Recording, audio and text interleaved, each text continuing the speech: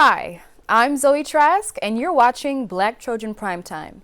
We're giving you the latest news on Black history, culture, and society right here at USC. For this episode, we're discussing Black History Month, where we'll find out if the term Black excellence is a scam. So be sure to stick around and find out what's the tea. This month is Black History Month. This is a time where Black milestones are celebrated through media, education, politics, and many more. Although the term Black excellence has taken the media industry by storm, what does it refer to exactly?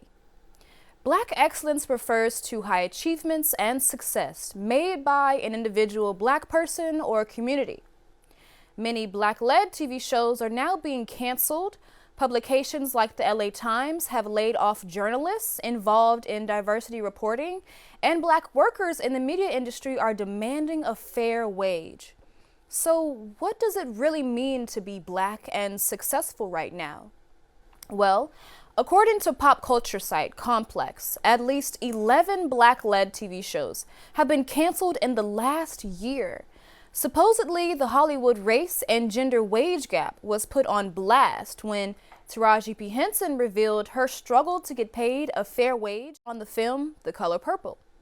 She also demanded transportation services to and from the set. There were also concerns that the film's cast did not get a full meal at the Critics' Choice Awards. So there's an unspoken expectation of high-level achievement when it comes to Black excellence. It calls for an unhealthy emphasis on perfection and the suppression of mental health for success. Trailblazing women outside of the media industry have also experienced this issue. Last month, former Harvard University president Claudine Gay resigned from her position last month after receiving personal threats regarding plagiarism of her published works and the university's response to anti-Semitism on campus. Lincoln University Administrator Antoinette Bonnie Candia Bailey committed suicide for allegedly harassment and mistreatment by the university president, John Mosley, and white colleagues. Not only are Black women not earning what they've worked for, but they are also being targeted and isolated. So, is Black excellence really a scam? Well, when we come back from the break, you'll hear from a Trojan who's got lots to say. Stay tuned.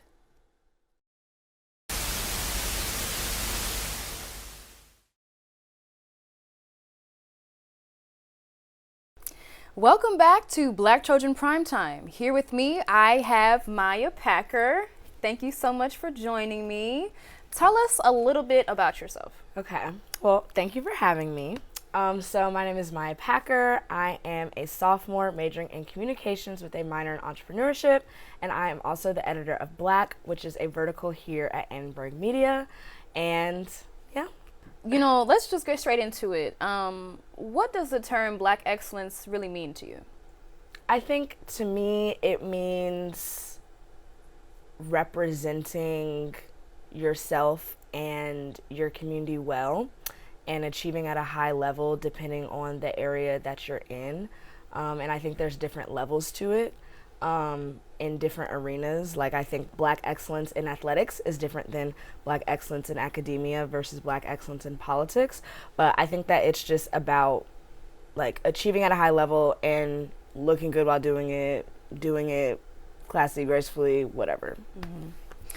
And do you think that this term comes with any expectations or standards put upon, or do you think that it's just up to those that interpret it? Anyone can make their own definition of Black excellence, and I think it's dependent on the environment that you're in. Like in my family, what we think is Black excellence and is like, oh, this is us like being excellent may be different than what another family considers like, ooh, you're being excellent right now. Mm-hmm. So I think you can, but I do think in larger society there is like a certain level and like, expectation to really be considered Black excellence in a wider societal scale. Mm-hmm. I totally understand that. I think, Black excellence really does depend on what your goals are and what Right. you're ready to set. Because, just getting straight A's may be Black excellence, but that might not be Black excellence for someone else. They would rather, want something bigger than that. But I think there could be a concern about how Black excellence can really harm a lot of people, especially when it comes to self-esteem and imposter syndrome. Yeah. But I want to know, how does Black excellence really differ between men and women? It's so funny because I was literally watching a TikTok video yesterday that was talking about basically like femininity in Black women and the way it's portrayed in media, and kind of like the historical context of like, when Black people in America were enslaved, like as a woman, like, we were really objectified to the utmost, because the only thing that really kept like, the slavery industry going was the wombs of Black women. And so Black women had to be seen as objects and like cattle, and like, you're just here to like, breed, and like we can abuse you, because then if we, see your pain and your emotion and like recognize you as a woman, as a lady, let you do your hair how you want, wear what you want, oh, well, now we can't, use your body as a breeding ground. So I definitely think that there is a difference.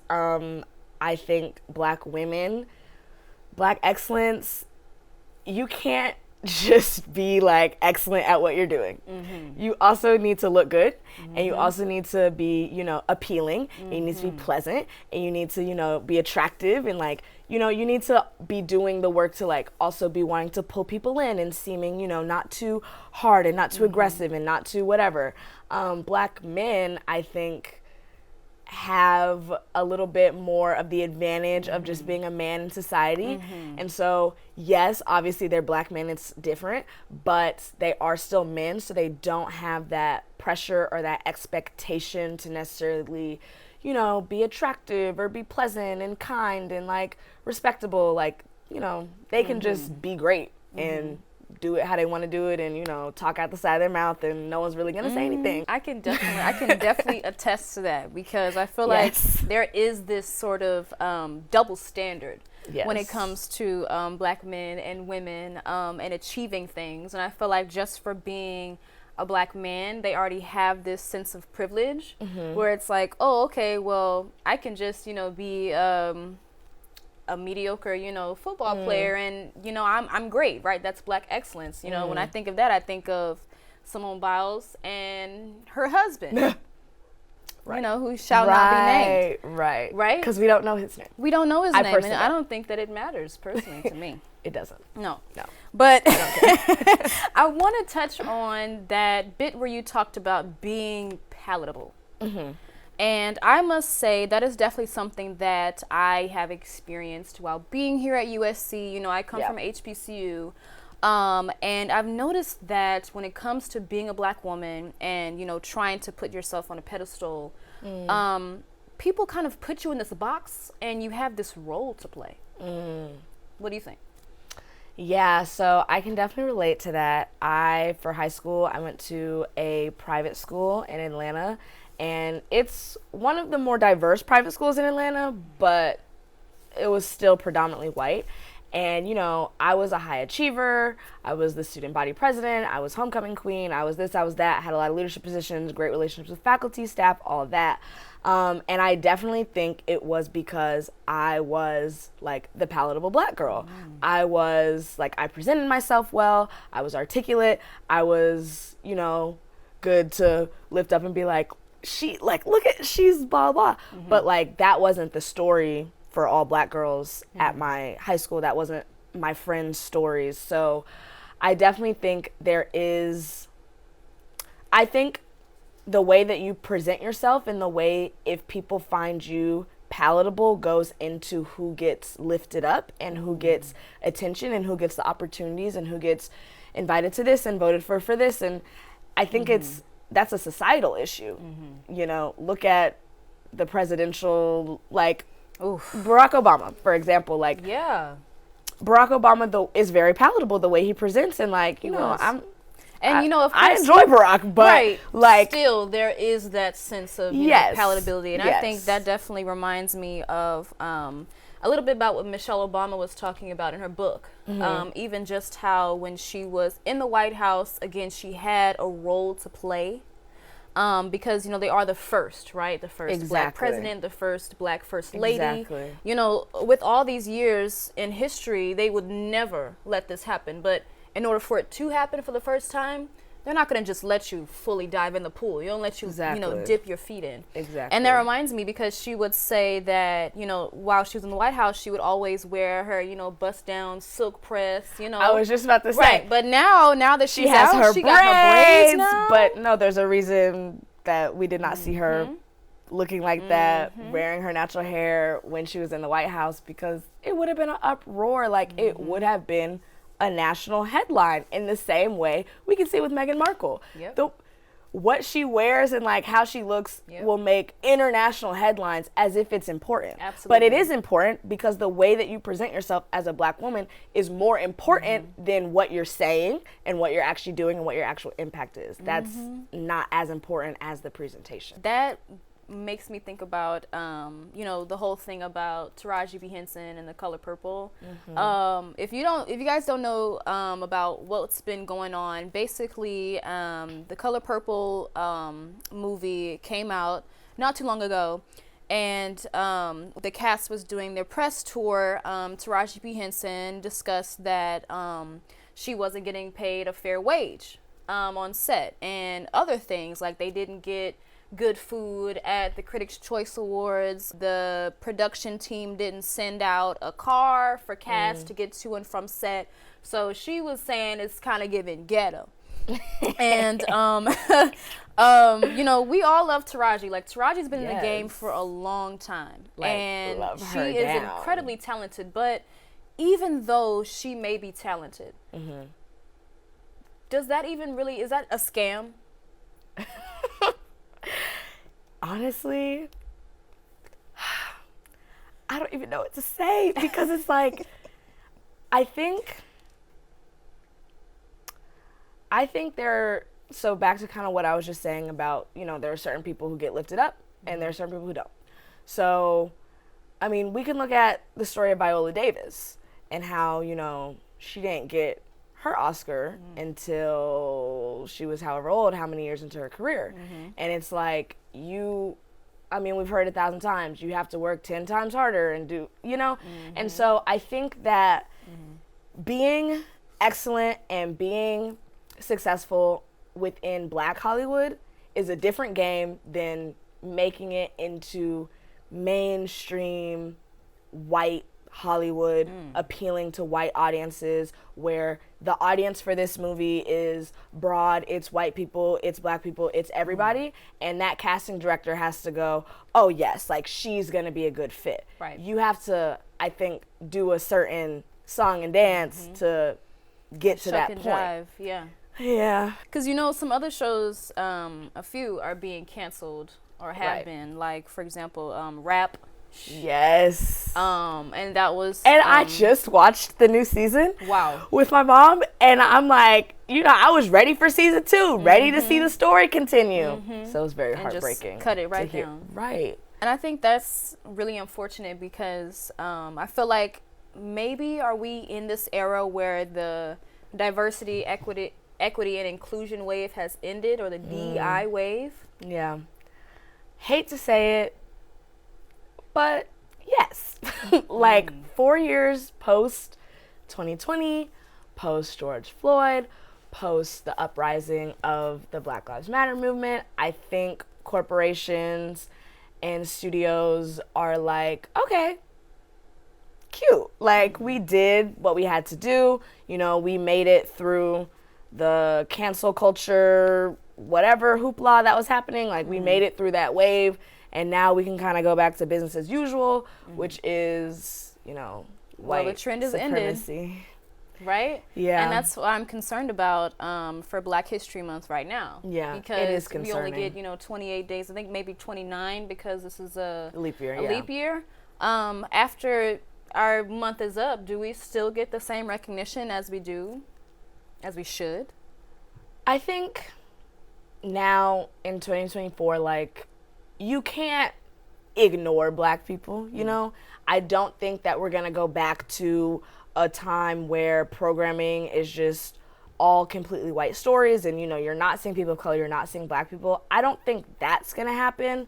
I don't know what the heck is going on where they're canceling these shows right now. I don't know why that's happening, but there are still executives and producers and directors and powerhouses and showrunners in the industry that are dedicated to telling Black stories, and they're not going to stop. We're not going to stop watching Issa Rae's content just because HBO isn't, producing it or putting it out. Right. If she puts it on YouTube, we're there. We're Right. sat. Oh, yeah. Like, there are certain creatives and people who just at this point, like, we as a community are locked in on them. We're going to support them, and we're going to watch that content. So they can't get rid of us. They can't silence, our Black voices. They need us. They need us. Like, it's not going to happen. Like, our dollars are ready to be spent, and we're going to spend them on the content we want to see, which is realistic Black content told by Black storytellers. So wherever those Black storytellers go, that's where we're going to be. And you know what? Maybe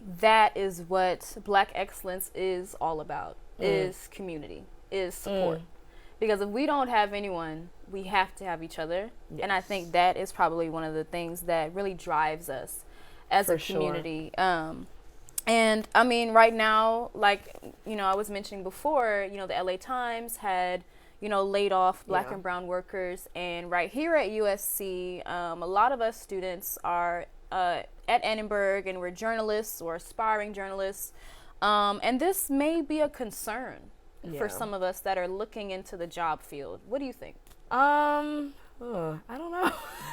I don't know. I actually didn't hear about that specifically, about Black and brown people being laid off at the LA Times. I did hear about the editor-in-chief, who was a Black man, leaving because of disputes with the ownership of the LA Times. So I think that might also have something to do with the layoffs. But I find it interesting because the article that I read, the way it framed that story was that the daughter of the owner of the LA Times is like pretty far left and was upset with storytelling and reporting that was not skewed left.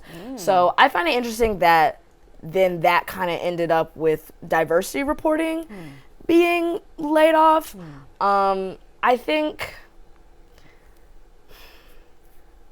we, as kind of the upcoming generation of media, people in media and journalism, I think we have to start aspiring for something larger than being the reporters, because the decisions are being made by the owners of the LA Times and the daughter of the owners of the LA Times. Like, even when you're the editor-in-chief of the LA Times, that's still not enough, because you still have to answer to somebody. It's the gatekeepers that really run everything. And we need to start becoming the gatekeepers. Like, that needs to be, I think, like, our parents' generation did a great job of coming in and becoming, the high earners, the high achievers in their fields. But now it's time to own the field. It's time for us to step into those roles, because realistically, that's where the real power is. Right. And we can feel how we want about it. If they can't, but that's our we society. have to do it, right? We have to do it ourselves. So I think, instead of being like, oh shucks, like I sure hope I can get a job in journalism when I graduate. Right. Go make something. Go make a publication. Go buy that. Go make the money to go buy the like, of course, and that's a really high goal. But I'm just saying, like, I think at this point, seeing where the media industry is going, it's now more important than ever to focus on that ownership aspect and consolidating that power and making sure that our community, like, has the power to make those real decisions. And really building ourselves, so that way we are prepared mentally and physically to come into these situations. And I think that's true. Especially as we build ourselves, we have to be confident in the way that we carry ourselves. And maybe it's not palatable for, a white audience, but if you know that you're confident in yourself, then you shouldn't have to code switch. You shouldn't have to, again, play a role like Michelle Obama did. So I'm glad that we are moving into this new era where we're becoming more flexible, we're becoming more comfortable. And again, with support, having that support system, I think will really unite us, for sure. Yeah, I agree. Well, thank you so much, Maya, for joining me. I'm Thanks Zoe for having Trask, me. and I'll see you next time on Black Trojan Primetime.